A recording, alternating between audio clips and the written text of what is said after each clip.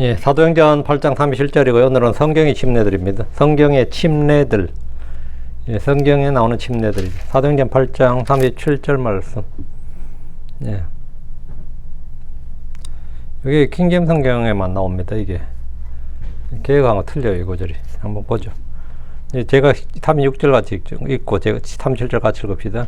그들이 계속 길을 가다가 어떤 물에 이르렀더라. 이에 내시가 이르되 보라 여기에 물이 있으니 무엇이 내가 침례를 받는 것을 방해하리요. 빌립이 이르되 직접 만일 당신이 마음을 다하여 믿는다면 받을 수 있느니라. 그 응답에 이르되 예수께서 하나님의 아들이심을 내가 믿노라 하더라. 이제 침례를 받는 요건입니다. 침례를 받는 요건이 어떻게 하면 침례를 받을 수 있느냐 했더니만 내가 침례 못 받을 이유라도 있느냐 이거죠. 방해하는 게 뭐냐 이 말은. 그러니까 만일 당신이 마음을 다해 믿는다면 그 예수님이 그리스도인 것을 주요 그리스도인 것을 마음을 다해 믿는다면 받을 수 있느니라. 그러니까 그가 응답하여 이르되 예수로께서 하나님의 아들이심을 내가 믿노라 이렇게 해서 침례를 받았다 이 말이죠. 예, 그래서 그가 대답하여 말하였더라. 나는 예수로가 하나님의 아들이심을 믿노라 했어요. 예.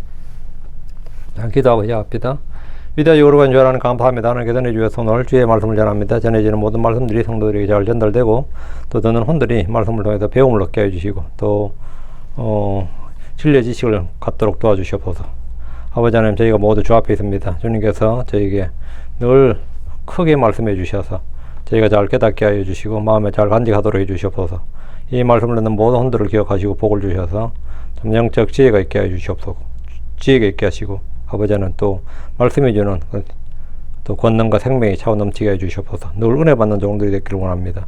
아버지 하나님 말씀을 받을 수 있도록 해주십시오. 감사드립니다. 주의 성기도 합니다. 아멘. 예, 오늘 이 시간 우리는 침례에 대해서 공부하겠습니다. 침례에 대해서 공부하는데 침례는 기독교 신앙 특히 교회사에서 매우 중요한 주제이고 성경 전체를 통해서 하나님의 구속 역사와 깊이 연관되어 있습니다. 그러나 안타깝게도 많은 성도들이 심지어 목회자들조차도 이 침례의 참된 의미를 바르게 이해하지 못하고 있습니다. 이는 침례라는 단어가 역사적으로 왜곡되고 성경이 가르치는 침례의 교리에서 벗어난 잘못된 전통들이 교회 안에 깊이 뿌리 내렸기 때문입니다. 근데 크리스천에 대해서 침례 못 받고 죽는 크리스천들이 거의 대부분입니다. 왜? 세례 받거든요. 침례를 받아보지 못하고 죽는 크리스천이 엄청 많다 이 말입니다. 잘못된 전통들이 교리로 정립하고 그것이 교회 안에 깊이 뿌리 내려서 이미 문화가 되고 그 교회법이 되어버린 거죠. 그럼 우리는 성경으로 돌아와서 침례가 무엇인지 또 누가 침례를 받아야 하는지 어떻게 받아야 되는지 그리고 언제 받아야 되는지 이런 것들을 하나님의 말씀을 통해 분명히 살펴봐야 되겠습니다. 첫 번째 침례의 원어적 의미, 어원적 의미는 침례는 이제 헬라어의 밥티조에서 밥티조 그래서 음력을 하면 이제 뱁타이즈가 되는 거죠. 밥티조와 명사형이 이제 밥티스마인데 이 물에 완전히 담근다. 우리가 뭘 물에 담근다, 잠기다, 북적시다라는 의미를 가지고 있습니다. 이것은 물을 뿌리는 세례와 성경적인 의미가 전혀 다르죠. 물을 뿌리는 세례는 물을 뿌리는 스프링클이고요. 밥티조라는 것은 물에 잠기는 겁니다. 물을 뿌리는 침례가 전혀 성경적 의미가 아니란 말입니다. 세례는 머리에 물을 뿌리거나 붓는 약식, 예식을 뜻하지만 원어의 본래 의미에 더 가까운 형태는 온몸을 물에 담그는 침례입니다. 잠길 침자예요. 침수할 때 침례. 담그는 겁니다. 그래서 우리가 분명히 해야 될 것이 있습니다. 침례는 세례가 아닙니다. 세례란 말은 물을 뿌리거나 붓는 행위를 정당하게 해서 만들어진 용어입니다. 성경의 원어는 이제 밥티조는 담그다, 잠기다는 뜻이지 뿌리다거나 붓다는 뜻이 아닙니다. 가끔 다 정례라 그래가지고 붓는 것도 있는데 그것도 다 헛소리고요. 헬라에서 물을 뿌리는 행위에 란티조라는 별도의 동사가 있는데 물을 붓는 행위는 케오라는 동사로 표현됩니다. 그러나 성경은 침례를 표현할 때 이 두 단어를 사용한 적이 없습니다. 성경에 일관되게 밥티조를 사용하고 이는 온몸이 물에 잠기는 것을 뜻합니다. 그리고 물을 뿌리거나 붓는 방식의 세례는 성경적 근거가 전혀 없는 겁니다. 저는 세례도 받고 침례도 받은 거죠. 저는 장로교에서니까 세례를 받았어요. 그러다가 이제 침례의 의미를 알고 나서는 이게 아니구나 해서 이제 침례를 받았는데 성경적 침례는 단순히 물에 잠기는 형식적 행위가 아니라 믿음과 회개와 순종과 공개적 신앙 간증을 포함하는 주님의 명령입니다. 침례는 물에 잠기는 외형적 행위뿐 아니라 그래서 함께 죽고 함께 장사되고 함께 부활한 영적 실체가 담겨 있습니다. 그러므로 침례를 세례, 정례 등의 단어로 환원시키는 것, 대체하는 것은 침례가 담고 있는 풍성한 영적 의미를 축소하는 결과입니다. 더 나아가 침례는 구약의 할례를 대체한 것이 아닙니다. 간혹 가다가 침례와 할례가 구약에서는 할례, 신약에서는 침례 이러는 분들이 있는데 그거 마치 구약에서는 안식일, 주일, 신약에서는 주일 뭐 이런 거와 비슷한 겁니다. 주로 대체 신학이라고 그러는데 이것은 전혀 다른 이야기입니다. 할례와 침례는 전혀 다른 거예요. 할례는 아브라함이 주신 언약의 표징으로 이스라엘 백성에게 육체에 새긴 언약의 징표였습니다. 그러나 침례는 구약의 할례와 본질적으로 다릅니다. 할례는 육체에 행해진 율법의 표이고 출생 후에 8일 만에 시행되었지만 침례는 주 예수를 믿고 거듭난 후에 받는 겁니다. 할례 대상은 생후 8일 된 이스라엘 남자였지만 침례 대상은 복음을 듣고 믿은 자, 회개한 자, 성령을 받은 자고 남녀노소 구분 없습니다. 할례는 이스라엘 민족이 주시는 언약의 표징이고 침례는 구원받은 개인의 신앙 고백이자 그리스도의 명령에 대한 순종입니다. 그러므로 침례가 할례를 대체한다는 주장은 성경적 근거가 없으며 이러한 주장은 유아 세례를 정당하기 위해서 만들어진 인간의 전통, 교회의 전통에 불과합니다. 침례 대상 중에 유아나 영아는 없습니다. 유아 세례, 영아 세례라는 것은 성경이 가르치는 침례의 교리에 전혀 해당나지 않습니다. 침례를 받을 수 있는 요건이 뭐냐? 방금 37절 읽었죠. 만일 당신이 마음을 다하여 믿는다면 누굴요? 예수가 주요 그리스도인 것을 말이에요. 하나님의 아들이신 것을 마음을 다하여 온 마음으로 믿어야 침례를 받을 수 있으니까 영아세례나 유아세례는 있을 수가 없다 이 말이죠.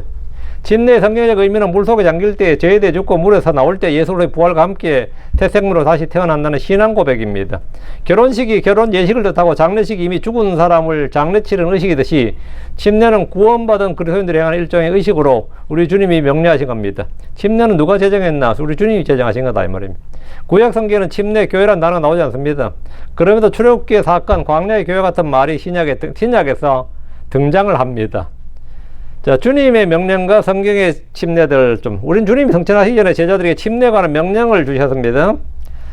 마태복음 28장 19절에 그러므로 너희는 가서 모든 민족들을 가르치고 그들에게 아버지와 아들과 성신님의 이름으로 침례를 주라. 침례를 주라. 이런 명령이 있습니다. 성경에. 침례를 주라는 명령이 있어요. 침례를 주라는 것은 복음 선포자들이 주신 주님의 명령입니다. 주께서는 아버지, 아들과 성신님의 이름으로 침례를 주라고 명하셨습니다. 주님이 명하신 거예요. 주님이 제정하신 거다 말이죠. 그러나 성경에는 이와 다른 여러 가지 침례가 나옵니다. 먼저 간략하게 성경의 다양한 침례에 대해 살펴보겠습니다. 성경에 7가지 침례가 나타나는데 이를 제대로 구분하지 못해서 많은 잘못된 교리들이 나오고 뒤죽박죽 섞여가지고 이 침례 저 침례 막 아무나 다 크리스천들에게 적용하는 그런 이제 오류 또는 실수를 범합니다. 침례는 기본적으로 무언가에 잠기는 걸 말하는 것이기 때문에 세례란 용어는 적절하지 않다 그랬어요. 성경이 가르치는 침례 교리에 대해서 정확히 배우는 것이 중요합니다. 첫째, 모세의 침례입니다. 이 침례는 이스라엘이 이집트를 떠날 때 민족이 전체적으로 민족적으로 구름과 바다 속에서 모세에게 받은 침례입니다. 신약에서 구약 성경 역사적 예를 침례로 언급한 사건인데 구약의 이스라엘 사람들이 홍해를 건널 때 그들이 침례를 받는다고 생각하지는 않았을 겁니다. 그리고 모세도 그런 말 한 적이 없어요. 근데 그것이 침례였다는 것은 고린도전서 10장 1절 2절에서 계시로 주어진 겁니다.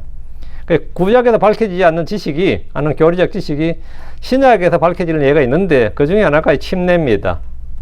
고린도전서 10장 1절 2절에 따르면 더욱더 형제들아 나는 너희가 무지하기를 원치 아니하노니 우리 조상들이 다 구름 아래 있었고 모두가 바다를 통과하느니라. 출애굽 사건이죠. 홍해를 건넌 출애굽 사건이에요. 그리고 모두가 구름과 바다 속에서 모세에게로 침례를 받았느니라. 이 침례는 이스라엘 백성 전체가 홍해를 통과할 때 구름과 바다 속으로 들어간 것을 말하는데 그들이 홍해를 통과한 것은 구름과 바다 속에서 죽었음을 말한 겁니다. 이집트에서 나온 이스라엘은 홍해에 들어감으로써 사실 죽었고 거기서 나올 때는 하나님의 백성으로 태어났습니다. 이 사건은 침례가 무엇인가에 잠기는 것이란 본래 의미를 잘 보여주는 겁니다. 이스라엘 백성은 구름 아래 있었고 바다를 통과했습니다. 그들은 문자적으로 구름과 바다 속에 잠겼고 이것이 모세에게로 받은 침례로 기록되어 있습니다. 그러나 이 침례는 오늘날 우리가 받는 물침례와는 전혀 다른 것입니다. 이는 구속 역사에서 나타난 특별한 사건이고 이스라엘 민족 전체가 경험한 역사적 침례입니다. 이스라엘이 홍해를 통과할 때 파라오의 군대는 그들을 따라 바다에 들어가서나 멸망당했습니다. 이스라엘은 바다를 통과해서 생명을 얻었으나 이집트 군대는 바다에서 모두 죽었습니다. 같은 바다 같은 물이 이스라엘에게는 생명이 되었고 이집트에게는 사망이 되었습니다. 이것이 모세의 침례가 가지는 의미입니다. 구름과 바다는 이스라엘을 보호하는 장벽이었으나 이집트에게는 심판이 되었습니다. 이 침례는 이스라엘 이집트에서 완전히 분리시키는 사건이었습니다. 그들은 이집트의 종에서 하나님의 백성으로 완전히 바뀐 것이고 더 이상 파라오의 권세 아래, 파라오의 권력 아래 있지 않게 되었습니다. 그래서 이 침례는 단절과 분리를 나타냅니다. 우리가 침례를 받는 것도 마찬가지로 옛 세상과 옛 자아와 마귀와의 단절, 분리를 나타냅니다. 우리는 마귀의 속박 아래 있다가 완전한 분리, 해방, 예, 이거다 말이죠. 둘째, 요한의 침례입니다. 침례자 요한. 예. 요한의 침례의 목적은 예수 그리스도를 이스라엘에게 알리는 것이었습니다. 요한복음 1장 31절. 또 내가 그분을 알지 못하였노라. 그러나 그분이 이스라엘에 드러나야 하느니라. 그분이 예수님이 이스라엘에게 그리스도로 주로 하나님 아들로 드러나야 된다고요. 그러므로 내가 와서 물로 침례를 주노라. 그러므로 내가 와서 물로 침례를 주노라. 그 침례의 목적이 뭐냐? 예수를 이스라엘에 드러내는 것이다 이 말이에요. 요한이 물 침례를 주는 가장 큰 목적이 그리스도이신 그분을 이스라엘에 드러내기 위한 것, 즉 증언하기 위한 것이었습니다. 마가복음 1장 4절에 요한이 광야에서 침례를 주었더라. 그리고 죄들의 사면을 위한 회개의 침례를 선포했더라. 여기 보면 죄들의 사면을 위한 회개의 침례를 선포했다 했어요. 이 구절에서 침례와 죄들의 사면에 대한 많은 논쟁이 발생합니다. 많이들이 침례를 받는 것이 죄들의 사면에 필수라고 주장하기 때문입니다. 그러니까 즉 침례는 중생의 필수 요건이다. 침례 없이는 구원 없다. 뭐 이런 것까지 나가는 거죠. 그래서 죄들의 사면을 위한 회개 침례에서 위한이 아니다. 그거 부정하기 위해서 죄들의 사면을 위한 for the remission of sins인데, 이제 for the remission 할 때 for가 위한이 아니라 인한이다. for는 원인도 되고 목적도 되고 방향도 되고 여러 가지 의미가 있는데 여기서는 인한이다. 그래서 죄들의 사면으로 인한 침례. 그 말을 그렇게 되면 침례를 받을 때 이미 죄들의 사면을 받았기 때문에 침례 받는다는 뜻이 되는 거예요. 응? 그러면 요한에게 온 사람들이 죄들의 사면을 받아서 침례 받은 거냐? 그건 말이 안 되죠. 그건 말이 안 되죠. 그 주장하는 분도 있는데, 이 말은 죄들의 사면을 받았기 때문에 침례를 받는다는 말이고, 그렇게 오랫동안 킹제임스 성경에 진해서 많이 가르쳐져 왔습니다. 그러나 이 논쟁은 별 의미가 없습니다. 왜냐? 핵심은 침례가 아니라 죄들의 사면을 위한 회개의 침례. 회개죠, 회개. 침례가 아니라 회개입니다. 죄들의 사면을 위한 회개의 침례입니다. 회개의 표지로 침례를 받는 겁니다. 회개의 침례죠. 요한이 유대인들에게 베푼 침례는 회개를 위한 것이었습니다. 회개를 통한 죄의 사면이지, 회개를 통한 죄의 사면이지, 침례를 통한 죄의 사면이 아닙니다. 죄들의 사면을 위한 회개의 침례, 이렇게 읽어야 됩니다. 그래서 회개를 통한 죄의 사면, 침례를 통한 죄의 사면이 아니고요. 예. 회개에 이르는 침례, 이렇게 되죠. 회개에 이르는 침례. 요한의 침례는 메시아를 이스라엘에 소개하는 특별한 사명을 띠고 있었습니다. 요한 자신은 자기가 누구인지를 분명히 말했습니다. 그는 그리스도가 아니었고 엘리야도 아니었고 그 예언자도 아니었습니다. 그 예언자, 모세가 말한 그 예언자도 아니었다. 그는 이사야가 예언한 대로 광야에서 외친 자의 소리였으며, 그의 사명은 이스라엘에게 그리스도를 드러내는 것이었고, 침례는 그 사명을 수행하는 방법이었습니다. 백성들에게 회개를 통한 죄들의 사면을 주고, 회개를 통한 죄들의 사면입니다. 회개로는 침례를 주고 메시아에게 인도하는 거죠. 침례는 그 사명을 수행하는 방법이었다. 요한의 침례에서 우리가 배울 수 있는 것은 침례 자체가 죄를 사하는 것이 아니라는 사실입니다. 죄 사함은 회개를 통해서, 그리고 메시아이신 예수를 믿음으로 받아들이는 겁니다. 또한 요한의 침례는 유대인들을 위한 것이었습니다. 요한은 이스라엘에게 드러나야 하리라 그랬거든요. 그게 온 민족, 온 세상을 위한 게 아니라 이스라엘에게라고 딱 특정이 돼 있죠. 이스라엘에게 드러나야 하느니라, 이렇게 나온다면 이스라엘에게라고 되어 있어요. 요한의 침례는 이스라엘에게만 준 침례입니다.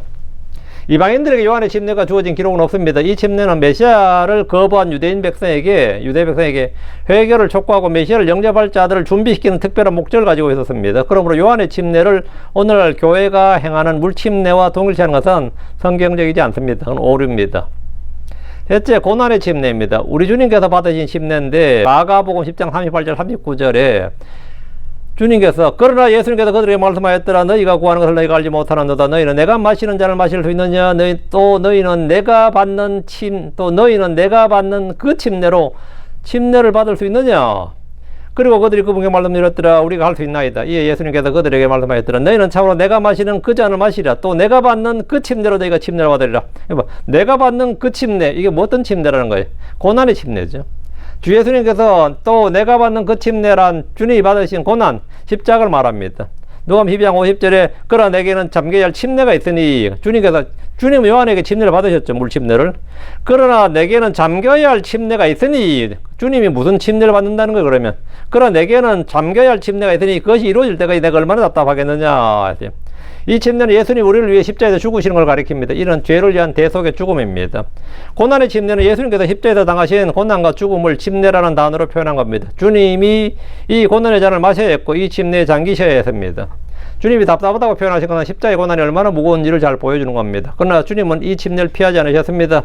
그것이 이루어질 때까지란 말씀은 주님이 십자가에 죽으심을 통해서 사역을 완성하시겠다는 결심을 보여줍니다. 야고보 요한이 이 침례에 참여할 수 있겠느냐는 주님의 질문에 그들이 할 수 있나이다 이렇게 대답해서 주님은 그들이 참으로 주님이 마시는 잔을 마시고 주님이 믿는 침례로 침례를 받을 것이라고 하셨습니다. 이는 다도리 양자 그리스도를 위해서 당할 고난과 순교를 예언하신 겁니다. 고난의 침례라는 표현은 침례라는 단어가 단순히 물에 잠기는 것만 의미하지 않는다는 것을 보여줍니다. 침례의 핵심 의미는 잠김입니다. 무엇에 잠기느냐 중요한데 불에 잠기면 불침례, 물에 잠기면 물침례입니다. 그는 고난에 잠기면 고난의 침례가 되는 거죠. 성령 속으로 들어가면 성령의 침례가 됩니다. 그리스도 안으로 들어가면 그리스도 안으로 침례가 되는 겁니다. 무엇에 잠기느냐. 그리스도께서는 고난과 죽음에 너무 잠기셨고 신자는 성령 안에 잠기고 불신자는 심판의 불에 잠길 겁니다. 그리고 성경에서 침례를 다룰 때 단어 그 다양한 맥락에서 그 맥락에 따라서 의미가 달라집니다. 그래서 어떤 침례인지를 먼저 분별하는 게 중요합니다. 자, 넷째, 오순절에 주 예수를 믿은 유대인들이 받은 침례입니다. 사도행전 2장 38절에 그때 베드로가 그들에게 말하였더라. 죄들의 사면을 위하여 회개하라. 그리고 너희 각 사람이 예수로 이름으로 침례를 받아라. 그리하면 너희 성신님을 선물로 받으리라. 죄들의 사면을 위하여 회개하라. 죄들의 사면을 위하여 회개하라. For the remission of sins. 그리고 너희 각 사람이 예수로 이름으로 침례를 받아라. 그 죄들의 사면에서 해결하고 다음에는 뭐 침례를 받으라고요. 예수로 이름으로. 예수 그리스도의 이름 침례를 받는 거 예수가 주요 그리스도다 이 말입니다. 예수의 이름으로 침례를 받는 게 아니라 예수 그리스도의 이름으로 침례를 받아요. 예수가 그리스도라는 사실을 믿고 그 이름으로 침례를 받는다 이 말이죠. 그리하면 너희가 성신님을 선물로 받으리라. 이 침례는 회개와 제사함을 상징하고 유대인들이 메시아를 영접했다는 공개적인 선언이었습니다. 오순절 사건은 특별한 영적 상황에서 역사적 상황에서 일어났습니다. 이 침례를 받은 자들은 유대인들이었는데 100% 다 유대인들이었어요. 이방인들이라 그러면 물론 회심한 개종한 이방인들이 결국 유대인인 거죠. 예, 종교적으로는 100% 유대인이었다는 거죠. 예. 이 침례를 받은 사람들 중에서 일부는 거의 대부분은 요한의 침례도 받은 사람들일 겁니다. 요한의 물침례를 받은 사람들일 거고 아니면 사도들에게도 에논 강가에서 물로 침례를 받은 사람들이었을 겁니다. 그들이 회개하고 예수의 이름으로 침례를 받았다. 그럼 그날 성령을 선물로 받는 겁니다. 그들은 바로 얼마 전에 자신들이 메시아이신 예수 그리스도를 십자가에 못 박아 죽게 한 사람들이었습니다. 베드로는 오순절 설교에서 이 사실을 날카롭게 지적했습니다. 즉 그들이 십자가에 못 박은 예수를 하나님이 주와 그리스도가 되게 하셨다는 겁니다. 그러면 자기들이 십자가에 못 박아 죽인 그 예수가 주와 그리스도가 되셨다. 그 예수가 자기들이 죽인 그 십자가에 못 박혀 죽은 예수가 주와 그리스도가 되셨다는 걸 믿는 거예요. 자신들이 살인자가 됐다면 죽였다는 사실을 회개되고 그분을 죽였다는 걸 회개해야 된다고. 죄들의 사면을 위하여 회개하라 이 말은 뭐냐면 그 죄를 회개하는 거예요. 예수를 안 믿었던 것, 죽였던 것을. 이 말들은 유대인들이 마음에 찔려서 베드로와 다른 사도들에게 우리가 어찌해야 할꼬 하고 물었습니다. 바로 이때 베드로는 회개와 침례를 요구했습니다. 이 침례는 유대인들이 자신들이 메시아를 거역한 죄를 회개하고 예수 그리스도를 주로 영접했다는 공개적인 선언이었습니다. 그러나 오늘날 이와 동일한 방식으로 전혀 하지 않습니다. 이것은 특별한 역사적 상황에서 사도들에게 주신 명령에 따른 겁니다. 오순절에 회개하고 침례를 받은 유대인들은 메시아를 거역한 국가적 죄에서 민족적 죄에서 돌이키는 표현으로 침례를 받았습니다. 그들의 침례는 이방인 신자들이 받는 침례는 그 의미와 배경이 다릅니다. 유대인들은 자신들이 메시아를 십자가에 못 박은 죄를 회개하는 차원에서 침례를 받았지만 이방인들은 그러한 역사적 책임이 없습니다. 이방인은 단순히 복음을 듣고 믿음으로 구원받은 후에 주님의 명령에 순종해서 침례를 받는 겁니다. 이 구분을 알지 못하면 사도행전의 여러 침례 사건을 잘못 해석하게 되고 침례를 구원의 필수 요건으로 만든 오류에 빠지게 됩니다.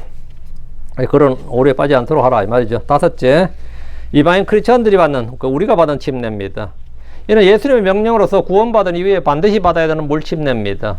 마태복음 28장 19절에 그로 너희는 가서 모든 민족들을 가르치고 그들에게 아버지와 아들과 성신님 이름으로 침례를 주라 이렇게 주님 명령하셨는데 이것이 바로 우리가 주 예수를 믿고 구원받은 증인으로 받은 침례입니다. 주님께서 모든 민족들에게 했으니까 유대인이 아닌 거죠. 이거는 성경에서 모든 민족들 하면 다 이방인입니다. 그 민족, 한민족 이러면 그거는 유대인인데 이스라엘이죠. 모든 민족들 내버린 건 이방인이에요. 이것이 바로 우리가 주 예수 그리스도를 믿고 구원받은 증언으로 받은 침례입니다. 이 침례는 구원받기 위해서 받는 것이 아니라 구원을 받았기 때문에, 예수가 주요 그리스도인 걸 믿었기 때문에 받는 하나의 신앙관이고 순종입니다. 이 침례가 바로 오늘날 교회 시대에 해당하는 물침례입니다. 주님의 명령은 모든 민족들에게 침례를 주라는 것인데, 이는 유대인들에게만 국한된 것이 아니라 모든 족속과 모든 민족에 확장된 명령입니다. 이방인 신자들도 주 예수를 믿고 구원받은 후에는 침례를 받아야 됩니다. 이 침례는 구원의 수단이 아니라 구원받은 자의 순종입니다. 에티오피아 내시의 경우를 보면 그는 빌립에게 복음을 전해 듣고 믿은 후에 자발적으로 침례를 요구했습니다. 이것이 성경적 침례의 올바른 순서입니다. 먼저 믿음이 있고 그 다음 침례가 옵니다. 여덟째, 성령 침례입니다. 이 성령 침례는 예수 그리스도를 자신의 구주로 영접해서 거듭난 순간에 받는 성령에 의하여 자신의 영이 그리스도의 영적인 몸 안에 잠기고 그의 몸의 한 지체가 되는 걸 말합니다. 고린도전서 12장 13절에 이는 한 성령에 의해 우리 모두가 한 몸 안으로 침례를 받았으며 우리가 유대인이든 이방인이든 우리가 매인자든 자유론자든 모두 한 성령 안으로 마시게 되었느니라. 이 침례는 그리스도 안으로 죽는 죽음의 침례입니다. 로마 6장 3절 4절에도 예수 그리스도 안으로 침례를 받은 우리가 다 그분의 죽음 안으로 침례를 받은 줄을 너희가 알지 못하느냐. 그러므로 우리가 죽음 안으로 침례를 받아 그분과 함께 묻혔나니 이것은 그리스도께서 아버지의 영광을 힘입어 죽은 자들로부터 일으키신 같이 마찬가지로 우리도 생명의 헤럼 속에서 걷게 하려 함이니라. 여러분, 그리스도 안으로 침례, 그분의 죽음 안으로 침례, 이런 말이 나오죠. 어디에 잠기느냐, 무엇에 잠기느냐, 누구에게 잠기느냐 하는 거예요. 예. 교회는 그리스도의 몸이라고 말합니다. 우리는 그분의 몸 안으로 침례되어서 그분의 몸의 지체가 된 겁니다. 성령 침례는 물 침례와는 구분되어야 됩니다. 물 침례는 외적인 의식이고 성령 침례는 내적인 영적인 실체입니다. 물 침례는 사람이 집행하지만 성령 침례는 성령님께서 우리 주 예수로께서 직접 집행하십니다. 물 침례는 교회에 보이는 몸 안에서 공개적 간증이지만 성령 침례는 보이지 않는 그리스도 영적 몸 안에서의 연합입니다. 성령 침례는 그리스도를 믿는 순간에 일어나며 인간의 의지나 행위에 의한 것이 아니라 성령님의 주권적인 사역입니다. 이 침례를 통해서 우리는 그리스도와 함께 죽고 함께 장사되고 함께 부활하는 영적 실체에 참여하게 됩니다. 성령 침례는 반복되는 경험이 아닙니다. 한번 일어난 영적 사건으로 그리스도를 믿는 순간에 성령님이 가여 그리스도의 몸 안으로 침례받는 겁니다. 이것은 두 번 다시 일어나지 않습니다. 마치 육신의 출생이 한 번인 것처럼 영적 출생도 한 번입니다. 성령 침례 후에 성령 충만은 여러 번 경험할 수 있지만 성령 침례 자체는 중생의 순간에 단 한 번 일어난 사건입니다. 이것이 고린도전서 12장 13절이 가르친 진리입니다. 이는 한 성령에 의해 우리 모두가 한 몸 안으로 침례를 받았으면 한 성령에 의해 우리 모두가 한 몸 안으로 그리스도의 몸 안으로 침례를 받았다 이거예요. 이 침례는 과거에 이미 완료된 사건을 가리킵니다. 모든 참된 신자는 이미 성령 침례를 받은 겁니다. 일곱째, 불침례입니다. 한국교회에서 성령 침례와 불침례를 동일시하는 경우가 굉장히 많습니다. 그건 오해입니다. 불침례는 구원받지 못하는 혼들이 영원히 꺼지지 않는 지옥불 속에 던져지는 걸 말합니다. 마태복음 3장 11절 12절에 나는 참으로 회개에 이르도록 너희에게 물로 침례를 주노라. 자, 요한의 침례의 목적은 그리스도를 유대인 민족에게 드러내는 거라고 했죠. 다음으로 회개에 이르도록, 예, 죄들의 사면을 위한 회개에 이르도록, 나는 참으로 회개에 이르도록 너에게 물로 침례를 주노라. 그러나 내 뒤에 오시는 그분은 나보다 강하시며 나는 그분의 신발을 들 자격도 없노라. 그분께서는 너에게 성신님으로 침례를 주시며 또 불로 침례를 주시라. 이렇게 되죠. 주님은 두 가지 침례를 주신다는 거죠. 그분은 너에게 성신님으로 침례를 주시며 믿는 자에게는 성신님으로 또 불로 침례를 주시라. 불신자에게는, 믿지 않는 자에게는 불로 침례를 주신다고요. 그분의 손에는 키가 있으니 그분께서는 그분의 타작마당을 철저히 깨끗하게 하시며 그분의 알곡을 모아 곳간에 들이시리라. 그러나 그분께서 죽정이는 꺼지지 않는 불로 태우시라. 여기 보면, 예, 알곡과 죽정이가 나오죠. 두 가지다 이 말입니다. 성령 침례와 불 침례는 이렇게 알곡과 죽정이처럼 이렇게 앞에 알곡을 모아 곳간에 들이신 게 성령 침례고 죽정이는 꺼지지 않는 불로 태우시라. 이게 불 침례다 이 말이죠. 불 침례는 심판의 상징이고 구원받지 못한 자들이 받을 영원한 형벌입니다. 그러니까 이제 오늘날 그럼 왜 한국교회에서는 지금도 그렇게 불 받으라, 불 침례 받으라 그런 말 하겠어요? 그게 개혁성경에 그분께서 너에게 성신님으로 침례를 주시며 또 불로 침례를 주시라 이렇게 되어 있는 이 부분이 이제 킹잼 성경에 이렇게 되어 있는데 개혁성경에는 너희가 성령과 불로 침례를 받으라 이렇게 되어 있거든요. 성령과 불로 하니까 이게 하나로 묶여버린 거죠. 예, 영혼처럼, 영과 혼인데 영혼처럼 묶여버린 거죠. 그 성령과 불로 하니까 성령과 불이 이제 졸지 성령과 불이니까 하나로 묶였고, 그게 성령의 불이 돼버린 거죠. 이제 더 발전해서 성령의 불이 돼버린 거죠. 그러니까 이제 불 받으라 이런 게 나온 거고, 불침례가 곧 이제 성령 침례다 이런 식으로 되는데, 불침례는 성령 침례와 대조되는, 대비되는, 반대되는 겁니다. 침례 요한은 메시아신 예수님께서 성신님으로 침례를 주시고 또 불로 침례를 주시라고 선언했습니다. 성신으로 받는 침례는 구원받은 자들에게 임하는 은혜의 침례고, 불로 받는 침례는 구원받지 못한 자들에게 임할 심판의 침례입니다. 주님의 손에 있는 키는 알곡과 죽정이를 분리하는 심판의 도구입니다. 알곡은 목관에 들이시고 죽정이는 꺼지지 않는 불로 태우십니다. 이것이 불침례의 참된 의미입니다. 불침례는 구원받지 못한 혼들이 영원히 꺼지지 않는 불 속으로 던져지는 것, 그러니까 지옥불 속으로 던져지는 것, 불못에 던져진 걸 말합니다. 어떤 은혜로운 체험이나 축복이 결코 아닙니다. 예. 나는 뭐 불침례 경험했다는 그런 간증하는 분이 있는데, 그건 절대 성경적인 이야기 아닙니다. 그럼 오늘날 교회 시대 침례는 뭐냐?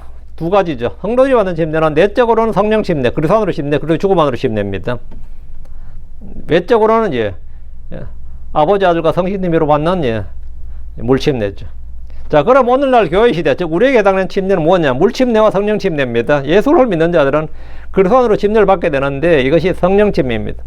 골로새서 2장 12절에 너희가 그분과 함께 침례 안에서 묻혔고, 침례 안에서 또한 하나님의 활동에 믿음을 통해서 그분과 함께 일어났으니 하나님께서 그분을 죽은 자들로부터 일으키셨느니라. 아니면 너희가 그분과 함께 침례 안에서 묻혔고, 침례 안에서 하나님 또한 하나님의 활동을 믿음을 통해 그분과 함께 일어났다.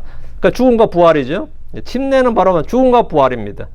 장사 지낸 게 침례고 일어나는 게 부활인데, 이 구절은 로마서 6장과 더불어 영적 침례를 가장 분명하게 보여주는 구절입니다. 우리의 옛사람은 그리스도와 함께 죽었습니다. 침례는 묻히는 겁니다. 몸을 묻는 것은 땅에 흘리고, 나의 옛사람 육신의 정과 욕심을 묻는 것이 성령 침례입니다. 주 예수님은 성령으로 침례를 주시고 불로 침례를 주십니다. 그럼 마태복음 3장 11절에 그분께서는 너에게 성신님으로 침례를 주시며 또 불로 침례를 주시리라, 이렇게 두 개를 딱 콤마로 딱 구분해 줬어요. 콤마 딱 치고 N 이렇게 구분해 줬는데, 크리스천들은 성신으로 침례를 받고 불신자들은 불로 침례를 받습니다. 사도 베드로는 오순절에 복음을 전하면서 회개한 유대인들에게 주 예수님의 이름으로 침례를 받도록 했습니다. 그때 베드로가 그들에게 말하였더라. 죄들의 사면을 위하여 회개하라. 그리고 너희 각 사람이 예수의 이름으로 침례를 받으라. 그리하면 너희가 성신님을 선물로 받으리라. 베드로는 회개와 침례를 요구했고, 그날 회개한 혼들은 모두 예수의 이름으로 침례를 받았습니다. 우리는 지금 이렇게 전하지 않습니다. 구원받기에 필요한 것은 주 예수를 믿는 겁니다. 그런데 왜 여기서 침례를 요구한 겁니까? 이것은 사도들이 주신 명령 때문입니다. 마감 16장 16절에 믿고 침례를 받는 자는 구원을 받으리라. 그러나 믿지 않는 자는 정죄를 받으리라. 이 말씀이 있었어요. 믿고 침례를 받는 자는 구원을 받으리라. 이 말씀이 있었기 때문에 이 사도들의 표적할 때, 그러나 믿지 않는 자는 정죄를 받으라. 그러니까 믿고 침례를 받는 자는 구원을 받으니까 당연히 베드로는 당연히 죄들의 사면을 위하여 회개하라. 그리고 너희 각 사람이 예수로 이름 침례를 받으라. 이렇게 선포하게 된 겁니다. 그래서 사도들은 예루살렘과 온 유대에서 복음을 전하면서 침례를 받도록 했습니다. 여기서 어떤 이들은 침례를 구원의 필수 요건인 줄로 알고 가르칩니다. 왜? 이 말씀이 있으니까. 그러나 이것은 오류입니다. 마감 16장 16절을 주의 있게 잘 보십시오. 잘 보세요. 믿고 침례를 받는 자는 구원을 받으라. 믿고 침례 받으면 당연히 구원받죠. 믿고 침례 받으면 당연히 구원받아요. 그러나 믿지 않는 자는 정죄를 받으라. 이래 돼 있죠. 그러나 믿지 않는 자와 믿지 않고 침례를 받지 않는 자는 정죄를 받으라. 이래 안 돼 있고, 뒤는 뭐래? 그러나 뒤는 한 개 침례가 빠져 있죠. 정죄를 받으라. 구원받는다는, 믿고 침례를 받는 자는 구원을 받으러 나오는데, 그러나 믿지 않는 자는 정죄를 받으라. 이래 돼 있단 말이야. 그러니까 침례를 받지 않는 자가 정죄를 받는 것이 아닙니다. 정죄의 조건은 믿지 않는 겁니다. 만약 침례가 구원의 필수 요건이라면 정죄의 조건도 믿지 않거나 침례를 받지 않는 자, 이렇게 돼야 될 겁니다. 그러나 주님은 믿지 않는 자만을 정죄 조건으로 삼으셨습니다. 믿지 않는 자가 정죄를 받아요. 그럼 침례 안 받은 자는 정죄 안 받지. 정죄를 안 받는다고. 믿는데 침례를 안 받아. 그럼 정죄를 안 받습니다. 십자가 강도는 침례를 안 받았지. 그런 경우는 못 받는 거죠. 예. 그런 식이죠. 뭐 침례 못 받고 죽을 수 있는 사람도 많죠. 믿지 않거나 침례를 받지 않는 자, 이래 되지. 그냥 믿지 않는 자는 정죄를 받는다. 우리 주님은 믿지 않는 자만을 정죄 조건으로 삼으셨습니다. 이는 구원이 믿음에 의한 것이지 침례에 의한 것이 아님을 분명히 보여줍니다. 침례는 구원받은 자가 순종을 행한 것이지 구원을 얻기 위한 조건은 아닙니다.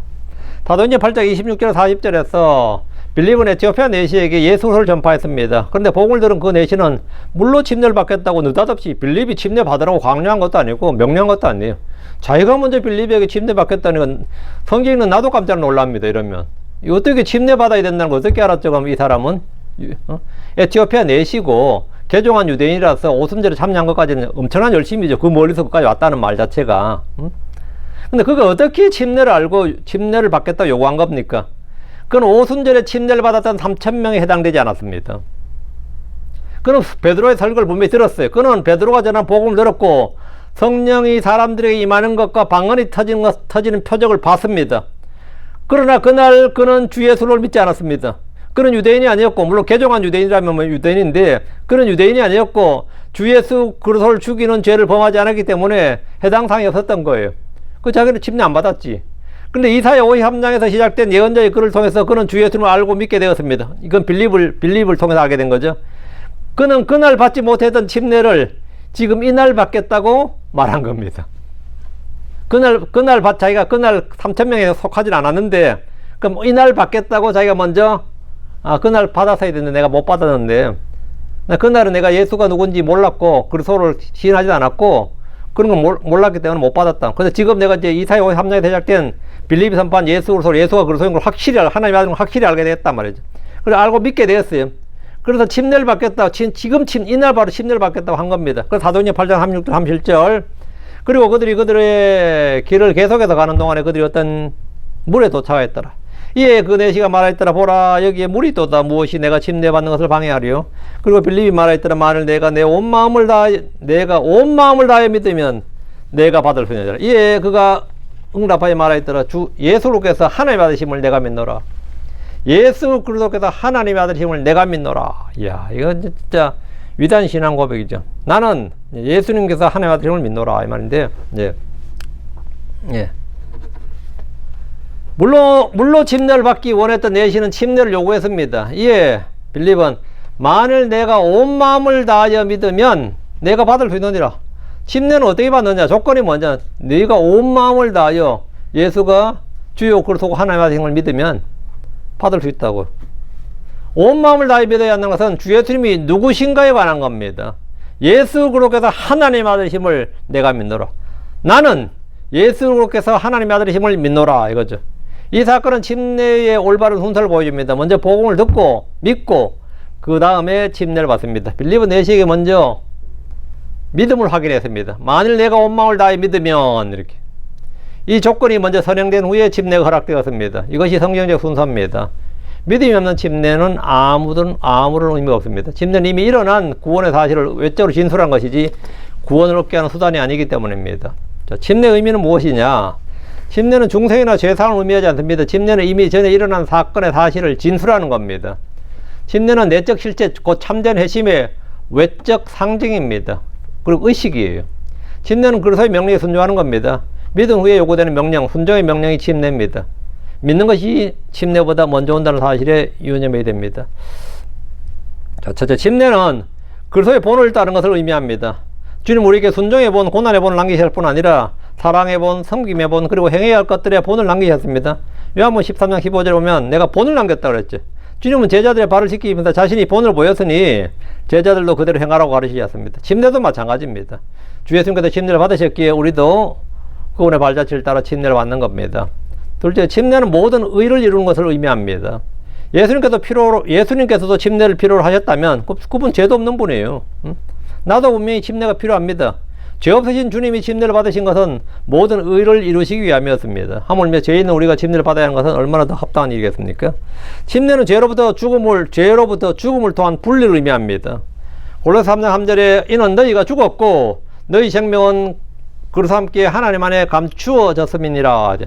또 갈라디아 6장 14절에 그러나 내가 우리 주 예수를 십자가 외에 자랑하는 것을 하나님께서 금하시나니 그분으로 말미암아 세상에 나에 대하여 십자가에 못 박혔고 나 또한 세상에 내 거라니라. 세상과의 분리, 죄로부터 분리, 마귀로부터 분리. 이게 뭐 죽음은 분리죠.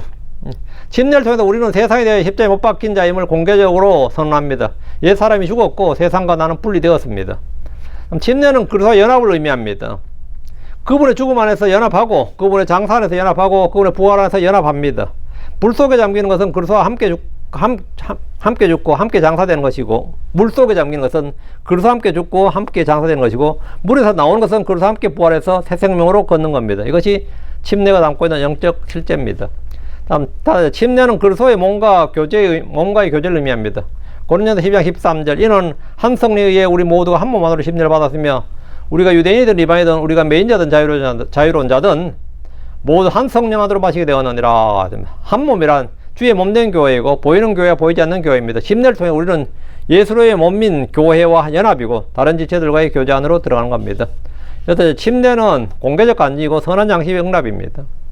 베드로전 3장 21절에 그 일과 동일한 모양고 침례도 예수 그리스도의 부활로 말미암아 지금 우리를 구원하는 이것은 육체의 더러운 것을 제거하는 것이 아니요 하늘 향한 선한 양심의 응답이니라 됩니다. 다음, 아까 다시 했던 거예요. 침례는 세례가 아니다. 침례는 할례가 아니다. 다음, 침례는 구약에서 이제 왕이나 예언자들이 부어주는 기름 부음 있죠. 기름 부음이 아닙니다. 침례 받는다는 것이 성령의 기름 부음 받는 것이다. 아닙니다.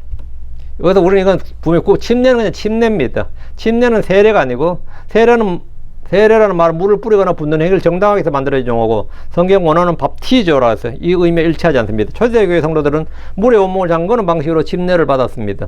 성경에서 물을 뿌리거나 붓는 방식의 침례가 단 한 곳도 기록되어 있지 않습니다.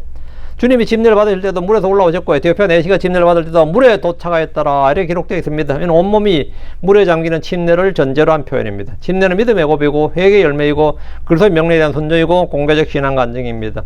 침례를 단순히 물속에 잠겼다 나오는 의식으로 이해한다면 침례가 담고 있는 영적 실체를 놓치게 됩니다. 침례는 죽음과 장사와 부활의 영적 실체를 담고 있으며 그리스도와 연합이라는 깊은 영적 의미를 가지고 있습니다. 그래서 이 침례교회들은 뭐 제일 먼저 교회가 뭐 하는 일이 뒤에 침례탕 만드는 건데 우리에겐 침례탕이 없어요. 또 강의나 연못으로 가야 되는데 그거 갖다 좀 부담되는 일이고, 그래서 저희 교회에서는 이제 자쿠지 가가지고 수영장 가가지고 하고 좀 그렇게 했는데, 이제 우리도 침례탕이 없으니까 우리 교회 성도들 중에서 수영장 있는 집이 있어야 돼요. 그래가지고 거기서 하면 돼. 거기서. 예. 아니면 강가에 나가야 돼요. 바다로 나가야 되고. 여기서 뭐 바다가 멀진 않으니까, 태평양이 멀진 않은데, 그래도 많이 번거롭죠. 거기 가면. 예. 침례는 구약의 할례를 대체한 것은 결코 아닙니다. 아까 말했듯이 침례는 세례가 아니고, 침례는 할례가 아니고, 침례는 기름 부음이 아니다.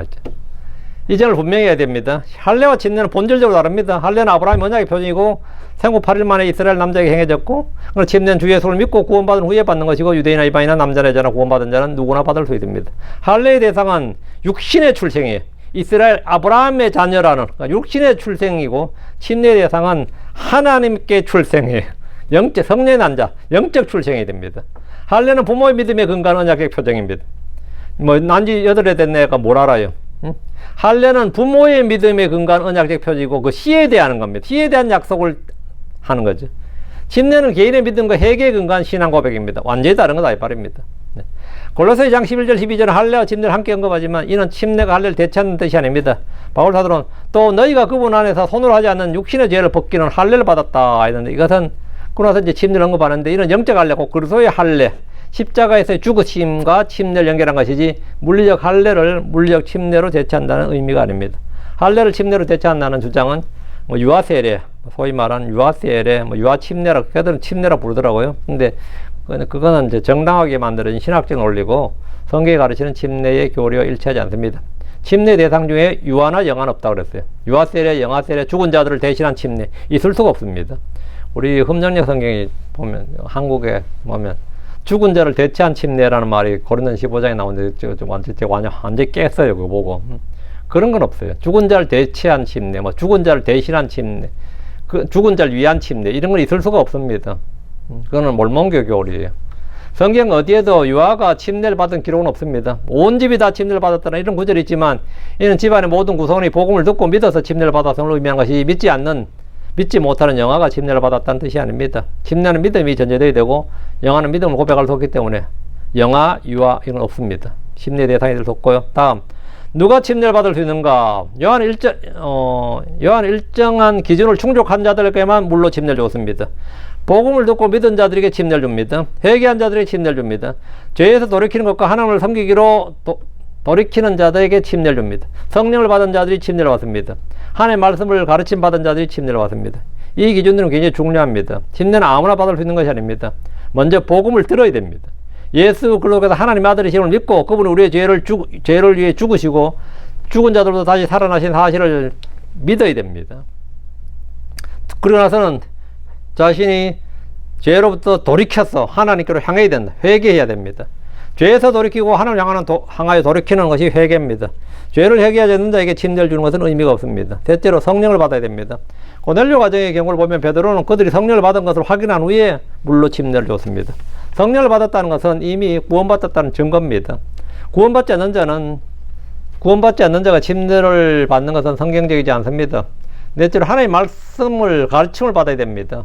주님의 명령 가서 모든 민족들을 가르치고 침례를 주라고 했어요. 침례 주고 가르치는 게 아닙니다. 가르치고 나서 침례를 주라는 겁니다. 가르침이 선행되어야 되고 침례 후에도 계속해서 내가 너에게 명한 모든 것을 가르쳐 지키게 하라고 하셨습니다. 침례는 끝이 아니라 주의 명령을 듣고 행하는 시작입니다. 어떻게 침례를 받아야 되는가? 침례는 아버지 아들과 성신님의 이름으로 받습니다. 마태복음 28장 19절에 성신님으로 아버지 아들과 성신님으로 받는데 또 유대인들은 주 예수님의 이름으로 침례를 받았습니다. 침례를 받을 때는 물만 사용합니다. 침례의 방식은 물에 잠기는 것입니다. 물을 뿌리는 것이나 떨어뜨리는 것은 성경이 말하는 침례 방식이 아닙니다. 구약에 기름 부음에서 물을 붓는 이들도 기름 부음에서 따와서 이제 물을 붓는 이들도 있는데 이는 침례와 전혀 다릅니다. 침례는 기름 부음이 아닙니다. 침례의 방식은 성경에 보면 기록되어 있어요. 주님이 침례를 받으실 때 물에서 올라오시니라 했죠. 그렇게 기록되어 있고 에티오피아 내시가 침례를 받을 때도 둘이 다 물에 내려가서 물에서 올라왔더라 이렇게 되어 있습니다. 기록이 그렇게 되어 있어요. 온몸이 물에 잠기는 침례를 전제로 하는 겁니다. 그럼 누가 침례를 줍니까? 침례를 누가 줘요? 교회 한 명 또는 여러 명의 대표에 의해서 예를 들어서 침례 요한이나 빌립이나 베드로나 바울이나 실라, 아나니아 등의 그런 경우인데 아나니아가 바울에게 침례를 줬죠. 침례를 주는 자들에게 특별한 자격이나 직분이 명시되어 있지는 않지만 교회 사역에서는 이제 교회 사역하는 자들이 주로 침례를 주죠. 침례는 개인이 사적으로 행하는 것이 아니라 교회의 공적 예식입니다. 어디서 침례를 베풀었는가? 주로 강에서 침례를 줬습니다. 요한은 요르단강에서 침례를 줬고 에논 산림에도 물이 많아서 거기서 침례를 줬습니다. 때로는 건물 안이나 특정 조건이 명시되지 않는 곳에서 침례를 줄 수 있습니다. 에티오피아 내시는 길가에 있는 물에서 침례를 받았습니다. 침례 장소는 중요한 것이 아닙니다. 중요한 것은 물이 있고 믿음이 있고 침례를 주는 자가 있고 받는 자가 있다는 겁니다. 침례의 방식은 이제 아까도 여러 번 말한 물에 잠기는 것밖에 없습니다. 침례는 대례가 아니고 침례는 기름 부음이 아니다. 몇 번, 그 침례는 할례가 아니다. 이제 여러 번 반복했으니까 됐고요. 언제 침례를 받아야 되는가? 침례를 받아야 할 때가 언제냐? 내 죄사함을 받으려고 할 때가 아닙니다. 침례는 죄를 사하는 수단이 아니기 때문입니다. 죄사함 받고, 난 죄사함을 받고 싶어. 침례를 받아야겠다. 이런 건 말이 안 됩니다. 죄사함은 예수 그리스도의 피를 믿음으로 받는 것이지 물에 잠긴다고 받는 것이 아닙니다. 개신교인이 되기로 결심할 때 이제부터 내가 영적 생활을 해야겠다. 이제부터 교회 잘 다녀야겠다. 침례부터 받자. 이건 말이 안 되죠. 침례는 어떤 교단이나 교파에 가입하는 입회 양식, 입회 의식이 아닙니다. 사회적 지위를 높이기 위해서나 사업이나 결혼 목적에서 하는 것도 아닙니다. 침례는 세상의 목적을 위해 사용될 수가 없습니다. 침례를 받아야 할 때는 주 예수 그리스도를 내가 개인적으로 내 마음을 온 마음을 다해 주 예수를 믿고 구원받은 후입니다. 내가 죄인임을 깨닫고 예수님께서 나의 죄를 위해 십자가에 죽으시고 부활하신 사실을 믿고 나의 구원자로 나의 구주로 그 예수님이 주요 그리스도시고 하나님의 아들이심을 온 마음을 다해 믿는다는 게 뭐죠? 100% 믿는다고요. 나는 그 예수가 성경에서 말한 바로 하나님의 아들이심을 100% 믿는다고. 그러면 침례를 받는 거예요. 그때가 바로 침례를 받아야 됩니다. 침례는 구원받은 자의 첫 번째 순종입니다. 구원받은 후에 가난한 빨리 침례를 받는 것이 합당합니다. 에티오피아 내시는 복을 믿은 바로 그날 길가에서 침례를 받았습니다. 빌립보 간수는 밤중에 복음을 듣고 믿은 그 밤에 자기와 그의 온 집이 침례를 받았습니다. 고넬료도 구원받은 그날 침례를 받았습니다. 침례를 받는데 6개월 뒤에 3개월 뒤에 그런 게 아닙니다. 그날 받았지. 구원과 침례 사이에 불필요한 지체가 있을 필요가 없습니다. 결론입니다. 침례는 주의 명령이지 교회 전통이나 유아 우리의 선택사항이 아닙니다. 침례는 내가 순종하고 복종해야 될 일입니다. 주 예수님께서 승천하기 전에 제자들에게 주신 마지막 명령이 바로 가서 모든 민족들을 가르치고 그들에게 침례를 주라는 겁니다. 이 명령은 사도들에게 주신 것이 아니라 오늘날 모든 그리스도인들에게 주신 명령입니다. 구원받은 그리스도인이라면 누구나 침례를 받아야 되고 또한 복음을 전하고 다른 사람이 침례를 받도록 인도해야 됩니다. 침례는 공개적 증언입니다. 예. 내가 주를 믿는 사람이라는 것과 예수님이 나의 주이신 것을 공개적으로 보여주는 것이 침례입니다. 침례는 세상 앞에서, 교회 앞에서, 하늘과 땅의 증인들 앞에서 나는 예수 그리스도의 나의 구주와 주님으로 믿으며 나의 옛사람은 그리스도와 함께 십자가에 못 박혔고 나는 이제 그리스도와 함께 부활한 새 생명으로 살아간다고 선언하는 겁니다. 그러나 침례가 구원의 조건이 아니라는 것을 다시 한번 강조합니다. 우리는 은혜로 구원받았습니다. 행위로 말미암지 않고 오직 믿음으로 구원받습니다. 침례는 이 구원의 은혜를 받은 자가 순종으로 행하는 열매입니다. 침례를 통해 우리는 그리스도와 함께 죽고 함께 장사되고 함께 부활한 영적 실체를 외적으로 사람들 앞에서 공개적으로 고백하는 겁니다. 그냥 예수 믿으면 그 사람이 예수 믿는지 모르지만 공개적으로 침례를 받아버리면 누구나 다 압니다. 저 침례 받는 거 보면 저 사람 자기가 크리스천이라고 공개하는 거니까 침례 받는 거 보면 그 사람이 크리스천인 건 다 아는 거죠. 그래서 세상의 자기를 나는 이제 너희들과 다른 사람이다, 다른 부류 사람이다 이렇게 선포하는 게 뭐냐? 그게 침례예요. 예, 그게 침례입니다. 예.